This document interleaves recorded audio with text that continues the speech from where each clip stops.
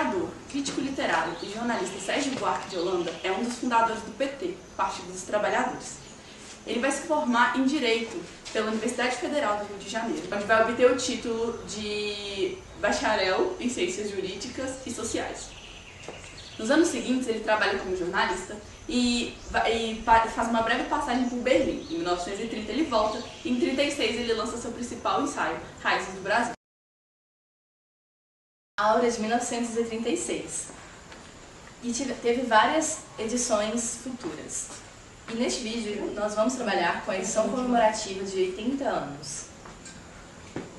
Os capítulos trabalhados serão o 4 e 5, o ladrilhador e semeador e o homem cordial. Apesar de que o ladrilhador e semeador é bem maior e apresenta mais conteúdo, o homem cordial foi o mais conhecido. O primeiro conta com 35 páginas, sem as notas de edição, nas quais Sérgio Buarque vai falar sobre a colonização portuguesa e espanhola e suas diferenças. Sérgio Buarque de Holanda, tomado por suas leituras e seus estudos em Berlim, na Alemanha, principalmente debruçando sobre os estudos de Max Weber, tenta pensar modelos sociais como um bom sociólogo e pensar estas práticas nesses modelos. Os aspectos que ele se propõe a pensar são os tipos de colônia de exploração e os tipos de colônia de povoamento.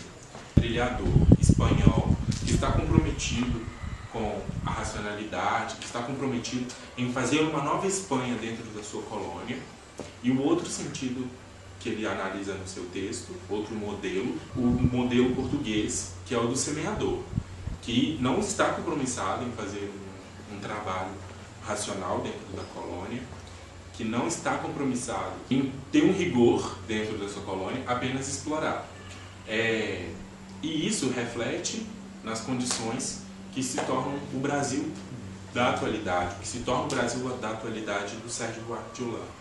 Um outro aspecto muito interessante é a questão do brasileiro não ser ter uma valorização à cultura das universidades, porque ele não foi, para o Sérgio Buarque de Holanda, o brasileiro não foi introduzido dentro da colônia a esse tipo de cultura, porque isso é uma cultura muito mais espanhola do que portuguesa. Afinal, a Espanha se propõe a construir universidades assim que pisa nas suas colônias, e Portugal muito centralizador na metrópole de uma cultura de racionalidade, ou seja, para um cidadão da América Portuguesa se formar em direito ou se formar em universidades, ele precisaria ir para Portugal para se formar.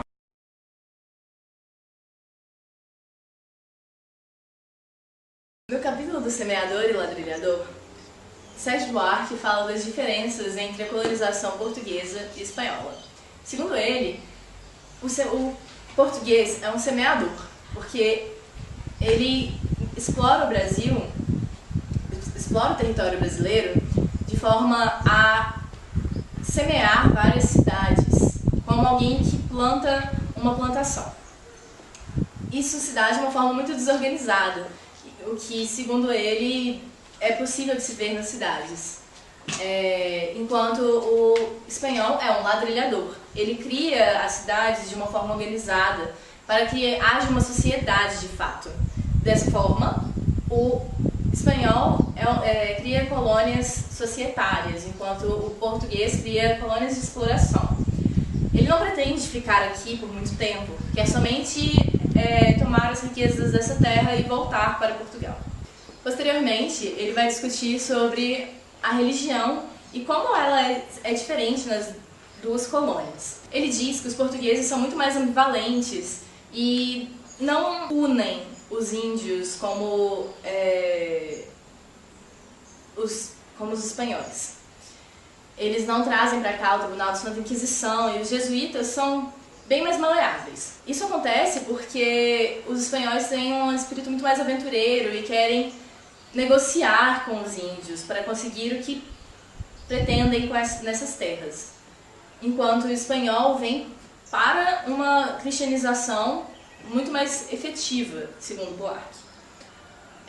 Dessa forma, os indígenas dessa região, que foi colonizada pelos espanhóis, sofreram duramente com a Santa Inquisição, porque diferente dos espanhóis, diferente dos portugueses, os espanhóis não tinham tanto este espírito aventureiro e viam aquelas como pessoas a serem cristianizadas. Dessa forma, o autor argumenta que a igreja era um simples braço do poder secular em uma administração leiga. O capítulo do Homem Cordial inicia-se com Buarque falando que o Estado não é uma ampliação da família. Para isso, ele se usa do exemplo de Antígona e Creonte, sobre a qual Creonte representa a cidade e Antígona representa as pessoas e as suas vontades. O seu argumento sobre o Estado não ser uma ampliação da família continua enquanto ele diz que isso é claramente observável em sociedades mais patriarcais, essa dificuldade de diferenciação.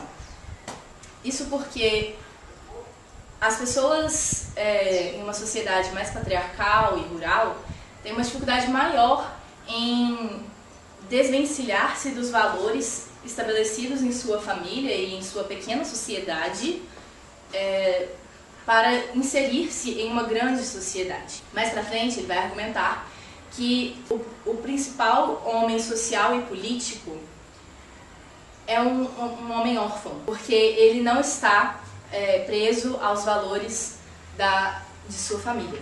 Buarque vai argumentar que o brasileiro não é religioso.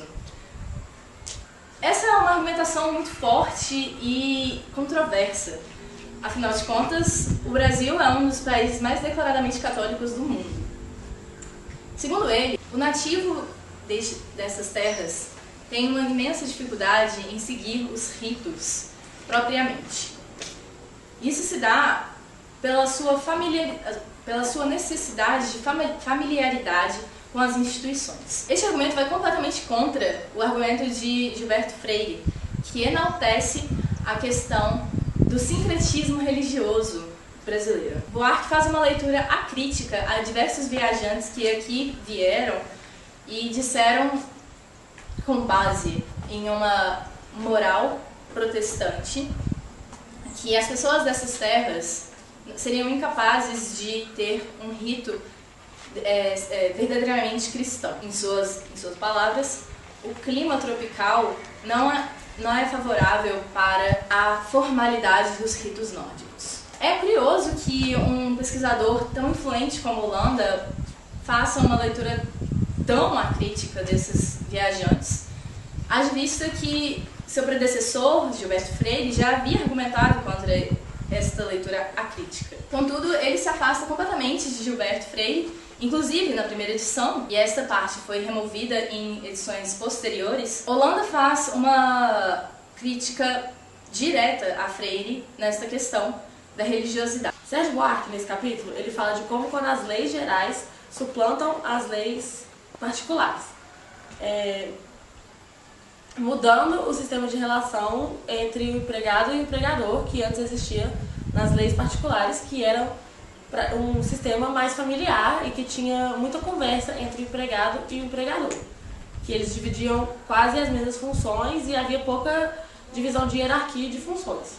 Aí ele fala que quando essa lei geral é implantada, se cria esse antagonismo de classes e essa hierarquia entre o empregador e o empregado.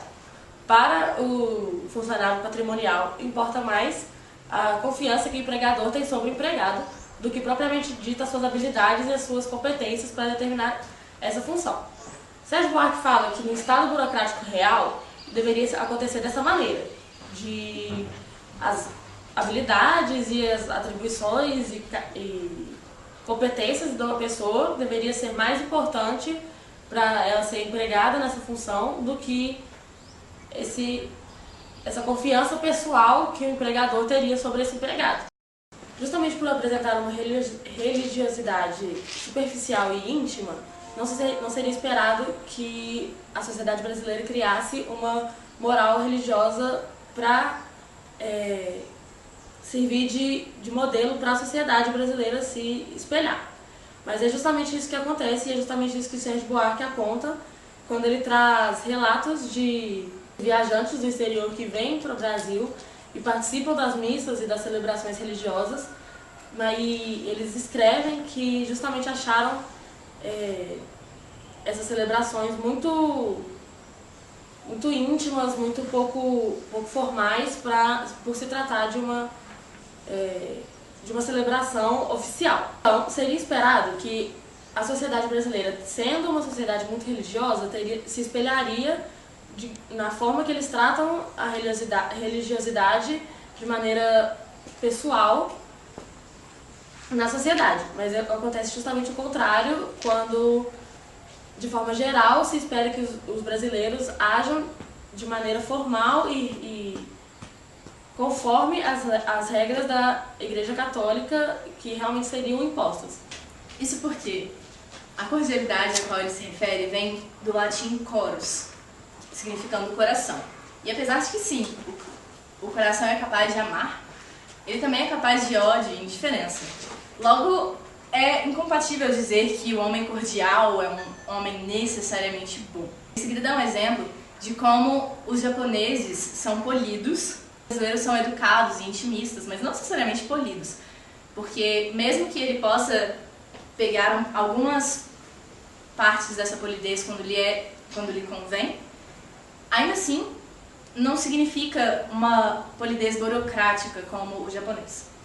Aí justamente nesse mesmo capítulo o Sérgio Buarque ele fala de como existe essa preferência pelo nome de batismo ao invés do nome da família, como uma maneira de pessoalizar o outro e de se aproximar dele, derrubando as barreiras de outras famílias e outros núcleos familiares, fazendo com que desse a impressão de que os brasileiros são um grupo grande e homogêneo de pessoas que fazem parte da mesma grande família. A partir da leitura do Sérgio Buarque de Holanda e do seu livro Raízes do Brasil, é necessário fazer uma análise bem crítica a este texto. Afinal, ele é fruto de um momento de construção, de desejo de construção do que é o ser brasileiro, mas ele trata com simplificações demais para a produção desses modelos e colocar esses modelos na prática. Muito pelo contrário, deveria fazer um caminho inverso, pensar as práticas brasileiras, pensar a sociedade brasileira e formar um modelo do que é o ser brasileiro. Não enquadrar o modelo brasileiro como outros modelos já existentes. Não é benéfico a gente fazer uma comparação classificadora das estruturas, porque isso reforça estereótipos. O estereótipo do brasileiro do jeitinho, da burocracia arraigada, da corrupção arraigada, como algo irreversível. Esses estudos da gênese do ser brasileiro, eles são benéficos para pensar problemas estruturais. Mas se a gente encara esses estudos como método, nos deparamos com determinismo e reforçamos determinismo a partir dessas leituras muito genéricas, como é a do Sérgio.